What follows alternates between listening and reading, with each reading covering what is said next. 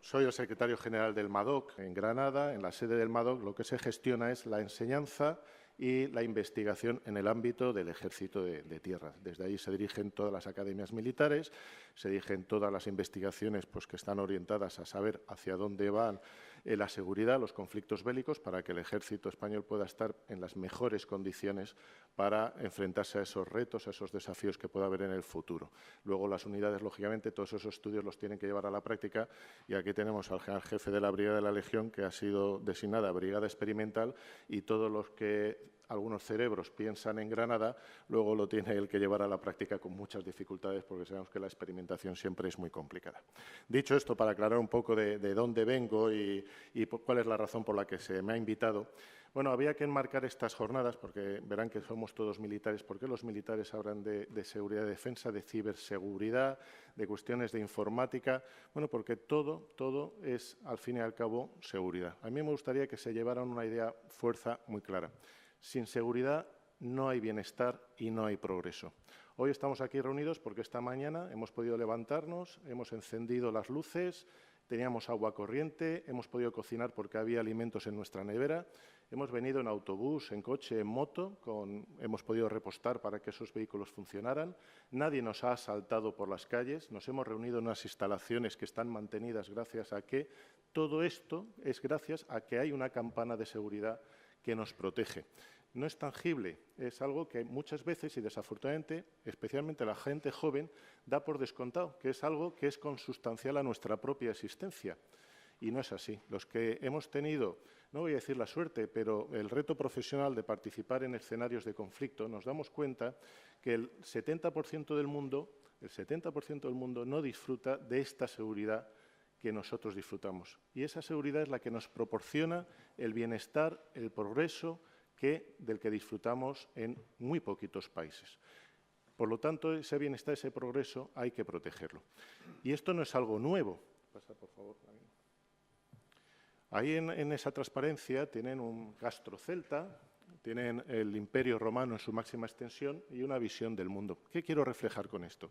Pues ya las primeras agrupaciones humanas desde la antigüedad sintieron una necesidad de seguridad. Fíjense ustedes, una empalizada, una garita. ¿Por qué? Porque tenían que protegerse, para empezar, de las fieras que pudieran rondar por el entorno en el que esa comunidad humana residía. Pero también, posiblemente, tendrían que protegerse de otras comunidades en las que luchaban por los recursos y, por lo tanto, pues si habían almacenado carne, cereales, pues tenían que protegerlos porque la supervivencia de esa comunidad dependía de eso. Es decir, la seguridad ha estado siempre consustancial al desarrollo humano, no es algo novedoso, siempre ha estado presente. El Imperio Romano, que es la primera, digamos, civilización que es expansiva, en el que da a sus pobladores la condición de ciudadano, un logro maravilloso en base a un Estado de Derecho, a unas normas, a unas formas de regirse, y todo eso había que protegerlo. Había que proteger el comercio en torno a ese centro que es el mar Mediterráneo, había que proteger esa ciudadanía y ese ejercicio de las libertades que los propios ciudadanos se habían dado como ciudadanos romanos y, por lo tanto, tenían en los limes del imperio a las legiones romanas protegiendo todo ese territorio donde se ejercían esa forma de vivir romana. Y, por supuesto, en el mar Mediterráneo, los barcos para proteger el comercio. En un mundo global como el de ahora, que es lo que intento reflejar con esa última transparencia, bueno, lo que se pretende es, en un mundo infinitamente más complejo que era el Castro celta o el Imperio Romano, el tener una protección, porque tenemos tantas interconexiones que la seguridad ya no se limita en un sentido decimonónico a la protección territorial, a las fronteras de mi país. Asociamos muchas veces los militares la defensa a la defensa de fronteras. Eso está ya muy superado. Hoy nuestra defensa está mucho más allá de nuestras fronteras, incluso en espacios intangibles como va a ser el del ciberespacio que hablaremos esta mañana. Pasa a continuación. Luego, que quede claro, la seguridad lo que pretende es protegernos y ese es el sentido, los valores constitucionales que nos hemos dado, la libertad, igualdad, prosperidad, progreso, bienestar. Eso es lo que la seguridad y, por lo tanto, la defensa pretenden amparar. Y eso tiene que estar garantizado por el Estado. Pasa, por favor. Luego, la seguridad nacional es, sobre todo, un servicio público, como es la sanidad, como es la educación. La seguridad es un servicio público que el Estado está obligado a organizarla y está dirigida, y leo para no equivocarme, no, llevo aquí las transparencias.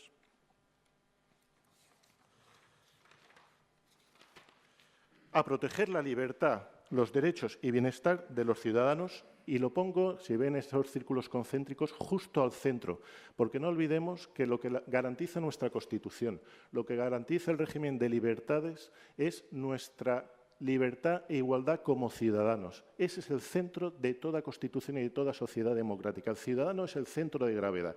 Luego, esa seguridad tiene que ir orientada y fundamental y principalmente a defender y proteger al ciudadano y el ejercicio de sus derechos y libertades. A continuación, garantizar la defensa de España y sus principios y valores constitucionales. Y por último, y porque estamos en un mundo global, el contribuir junto a nuestros socios y aliados a la seguridad internacional en el cumplimiento de los compromisos asumidos. Compromisos normalmente de seguridad mutua, de defensa mutua. Es decir, que en un mundo globalizado muchos de los retos de seguridad que vamos a presentar es difícil abordarlos de forma independiente, en ese mundo intercomunicado y muy interrelacionado que tenemos. Esa gasolina que nos llega desde muy lejos y que nosotros esperamos que haya en la estación de servicio. Eso exige alianzas internacionales de seguridad y de defensa.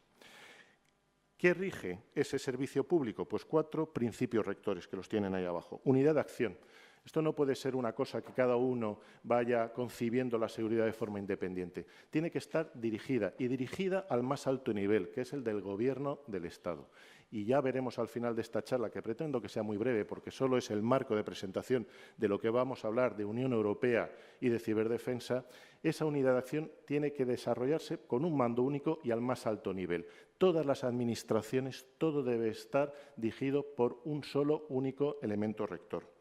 Por la anticipación, no podemos esperar que las cosas nos sorprendan, tenemos que anticiparnos. Por eso, precisamente, en el mando de adiestramiento y doctrina lo que hacemos es intentar visionar cómo pueden ser los conflictos, los retos futuros para estar preparados para darle respuesta. Eficiencia. Sabemos que los recursos económicos son escasos, que una sociedad como la nuestra tiene muchos frentes que atender, muchos servicios públicos que atender y, por lo tanto, los recursos que los ciudadanos ponen a disposición del servicio público seguridad deben ser perfectamente gestionados para que cundan lo máximo posible. Y, por supuesto, resiliencia. La resiliencia es fundamental porque normalmente todas las amenazas de la seguridad no son puntuales, sino que se prolongan en el tiempo. Y una sociedad que hace frente a una amenaza de seguridad debe tener la capacidad de aguantar y vencer desde los principios siempre que nos hemos dado, que son los principios constitucionales. Ahí quisiera hacer una llamada a cómo España ha sido ejemplo durante muchos años frente a la amenaza de ETA de una enorme resiliencia que como sociedad y con armas puramente del Estado de Derecho hemos vencido al terrorismo. Esa es la resiliencia, es saber aguantar ajustándonos a las normas que nosotros nos hemos dado, empleando los medios de los que tenemos disponibles para hacer frente a amenazas, como digo, que normalmente se prolongan mucho en el tiempo. Dicho esto, por favor. Bueno, pues precisamente porque el Gobierno es responsable de ese servicio público que se llama seguridad, tiene un plan estratégico para hacer frente, para poder atenderlo y sacar adelante. Y lo primero necesario para trazar un plan es identificar qué amenazas, qué riesgos tenemos que hacer frente y a partir de ahí trazar objetivos y líneas de acción que nos permitan dotarnos de los medios y de los sistemas y los procedimientos para hacer frente. Bien, pues la Estrategia de Seguridad Nacional, que la última es del año 2017 y que el Gobierno elaboró con un amplio consenso del Congreso de los Diputados, considera que hay en total 15 entre riesgos y amenazas y espacios vulnerables. Estos 15 los clasifica en 6 amenazas, 6 desafíos y 3 espacios comunes globales. Vamos a ir repasando muy rápidamente ellos porque son de puro sentido común y lo que pretendo es tan solo enmarcarles a ustedes por qué estamos aquí los militares hablando de Unión Europea, de seguridad en la Unión Europea y de ciberdefensa. Las amenazas, para que conceptualmente tengamos una referencia común, las amenazas son aquellos elementos que atacan directamente a la continuidad del Estado y, por lo tanto, son un primer nivel, mientras que los desafíos son más bien ambientes que generan inestabilidad y pueden potenciar o bien las amenazas o dar lugar a amenazas. Luego, una cosa son las amenazas que atentan directamente contra la continuidad del Estado y otro los desafíos que son circunstancias que pueden favorecer el surgimiento de amenazas o potenciarlas. No hace falta decirles que todo esto está interrelacionado. No hay una amenaza o un desafío único. Normalmente, y más hoy en día, todos se interrelacionan. Y los espacios comunes globales es un elemento muy importante en nuestra forma de vida actual. Y son fundamentalmente el ciberespacio, el espacio aéreo y ultraterrestre y el espacio marítimo. Son espacios muy vulnerables porque nadie ejerce soberanía sobre ellos. Son libres, pero son fundamentales para el tráfico comercial, para el tráfico de datos, para la observación terrestre, las comunicaciones y, por lo tanto, debe ser un reto internacional el conseguir que esos espacios sigan siendo libres y libres para el progreso de todas nuestras sociedades. Pero al no tener soberanía, al no tener jurisdicción, plantean unos problemas y unas vulnerabilidades muy singulares que hoy, precisamente, uno de esos espacios globales, que es el del ciberespacio, va a ser objeto de análisis en estas jornadas. Pasa siguiente. Y ahora, de forma muy rápida, para no restar tiempo a las ponencias de mis compañeros, que son las realmente interesantes, vamos a repasar esos 15 amenazas, desafíos y vulnerabilidades. La primera, lógicamente, amenaza es un conflicto armado. Es lo que asociamos normalmente a seguridad y defensa, es a los militares ejerciendo el uso de la fuerza para proteger o para atacar a otro país.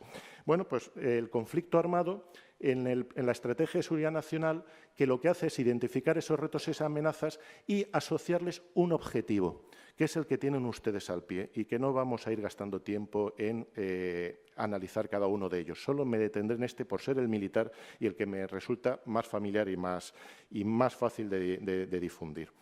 El Gobierno declara un objetivo general para hacer frente a esta amenaza que es el conflicto armado. Y ese objetivo general se convierte luego en líneas de acción y las líneas de acción son las herramientas que permiten a cada uno de los ministerios, de las organizaciones estatales, desarrollar una estrategia especial para alcanzarla. Vamos a leer un momento en el conflicto armado cuál es el objetivo general para hacer frente a algún conflicto armado que desarrolla el Gobierno o la Estrategia de Seguridad Nacional. Asegurar la defensa de la soberanía e integridad de España y la protección de la población y el territorio, frente a cualquier conflicto o amenaza proveniente del ámbito exterior, de forma autónoma o junto a socios y aliados. Asimismo, contribuir a crear un entorno internacional más estable y seguro mediante la proyección de estabilidad y el refuerzo de la cooperación con los socios, particularmente en las áreas de especial interés para España. Luego, al final de la charla, les pondré un mapa del actual despliegue de las fuerzas militares españolas y entenderán perfectamente esa última línea. Bien, este es el objetivo general. No pasa al anterior. Y ahora les voy a leer muy rápidamente cuáles son las líneas de acción que la Estrategia de Seguridad Nacional extrae de este objetivo. Y estas líneas de acción ya son elementos que permiten a la Administración trabajar en un sentido concreto. Línea de acción número 1. Mejorar la capacidad de defensa autónoma para ejercer una disuasión efectiva frente a cualquier amenaza exterior. Está diciendo que tenemos que tener unas Fuerzas Armadas que sean autónomas para ser disuasorias, es decir, que tengan credibilidad, que efectivamente a cualquiera que intente forzarnos sepa que se va a enfrentar a una fuerza militar seria, instruida, dotada y formada para hacer frente y, por lo tanto, que se lo debe de pensar. Impulsar una estrategia industrial de defensa que fomente la autonomía. Es decir, tenemos que cuidar nuestra industria de defensa, no solo porque aporte muy alta tecnología y desarrollo y, por lo tanto, bienestar a nuestra sociedad, sino porque es un elemento fundamental para tener cierta autonomía en el ámbito de la defensa. Autonomía que vamos extendiendo al conjunto de la Unión Europea porque parte de los avances muy importantes, y se nos va a explicar en la Unión Europea, es precisamente esa sostenibilidad industrial para que seamos autónomos y no dependientes de otras zonas geográficas. Fortalecer la posición de España en el sistema de seguridad internacional, es decir, tener el papel en los organismos internacionales que España, por poder económico, por historia y por defensa del Estado de Derecho y de los principios constitucionales tenemos que tener. Asumir un protagonismo activo en el lanzamiento de la política común de seguridad y defensa de la Unión Europea, de lo que se nos va a hablar. Es decir, hemos marcado como línea de acción para garantizar hacer frente a los conflictos armados, integrarnos más y mejor dentro de los organismos de defensa de la Unión Europea. Contribuir a instaurar un entorno regional de paz y seguridad y prevenir conflictos, contener amenazas emergentes, es decir, anticipación. Debemos de ir a aquellos sitios donde se está germinando un conflicto para intentar apaciguarlo y no esperar a que un efecto dominó termine afectándonos. ¿Qué es lo que ha pasado en Siria? Una incapacidad de la Unión Europea de hacer frente al conflicto sirio en sus orígenes ha llevado al desastre al que estamos sometidos y todo el desastre de la inmigración que nos ha afectado de forma muy directa y ha inestabilizado toda la Unión Europea. Y, por último, potenciar la diplomacia de defensa, especialmente con nuestros países vecinos, es decir, la confianza. Cuando dos naciones se conocen, disminuye la desconfianza y, por lo tanto, es menos necesario la defensa militar y es más fácil llegar a acuerdos comerciales, acuerdos diplomáticos que permitan bajar la tensión y prosperar en la paz.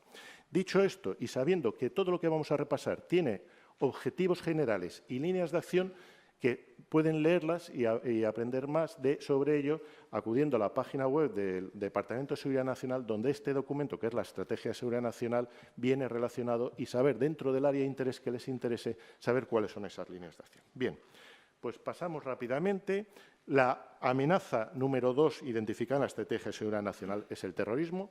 Creo que poca explicación necesita. Sabemos que, y más en España, que hemos sufrido un terrorismo nacional, ahora la principal amenaza es el terrorismo yihadista y tenemos recientísimos ejemplos de lo que supone como amenaza para una sociedad y, por lo tanto, hay una estrategia de lucha contra el terrorismo. Crimen organizado, muchas veces se nos resulta ajeno, pero no hay más que dar un vistazo a países hermanos como es México y saber en qué forma el crimen organizado puede ser una amenaza a la estabilidad de un Estado. ¿Por qué? Por la corrupción, por los asesinatos. Es una manifestación, recordarán, de aquella masacre de cerca de 100 y pico estudiantes de una universidad en México, cómo el crimen organizado puede desestabilizar una sociedad y, sobre todo, y impedir que prospere, que haya bienestar y que sea una sociedad saludable. El crimen organizado es una amenaza y España, por su situación geográfica, es especialmente vulnerable porque estamos a caballo entre África y Europa, entre América y Europa y, por lo tanto, somos zona de tráfico de drogas, de personas, de armas y el crimen organizado es un cáncer que puede envenenar una sociedad si no se tiene una estrategia para hacerle frente. Pasa, por favor. La proliferación de armas de destrucción masiva. Nos puede parecer algo de la guerra de las galaxias o muy lejano, tal vez porque lo tenemos asociado, en este caso, al riesgo de una Corea del Norte que continúe con los desarrollos misilísticos. Obviamente, no queremos pensar en un enfrentamiento nuclear entre Estados, pero el problema es que la amenaza de la proliferación de las armas de destrucción masiva ya ha bajado muchos escalones. Que hoy un grupo terrorista que es capaz de asesinar en 3 mezquitas o un individuo es capaz de asesinar en 3 mezquitas a 60 personas, también es capaz, si tiene los medios para hacerlo, de contaminar biológica o químicamente o emplear elementos radioactivos empobrecidos para contaminar una sociedad. Tenemos el caso de Tokio, del metro de Tokio, y, por lo tanto, una sociedad, un Estado, debe de hacer un control extraordinario sobre todas las sustancias que pueden suponer una amenaza. Luego, no pensemos solo, cuando hablamos de proliferación de armas de destrucción masiva, en las cabezas nucleares. Pensemos también en pequeños vectores que pueden generar el caos en los grandes cascos urbanos en los que la sociedad, en que nuestra humanidad se está concentrando a la hora de habitarla. El espionaje. El espionaje, dirán ustedes, ¿cómo puede ser el espionaje una amenaza? Claro que lo es. Todo el esfuerzo investigador que se pueda desarrollar en una universidad o en una empresa que le va a dar competitividad en el mercado internacional y, por lo tanto, desarrollo y bienestar, puede ser robado mediante el espionaje y, por lo tanto, todo ese esfuerzo económico e investigador verse inutilizado. Pero no solo eso, sino que en el espionaje, en cuestiones políticas, diplomáticas, pueden generar problemas entre Estados y, por lo tanto, ser un elemento y un factor que desestabilice cualquier Estado y cualquier sociedad. Por lo tanto, hay que tener un plan claro de defensa frente al espionaje, que es la contrainteligencia. Y, por último, dentro de las amenazas sobre las infraestructuras críticas.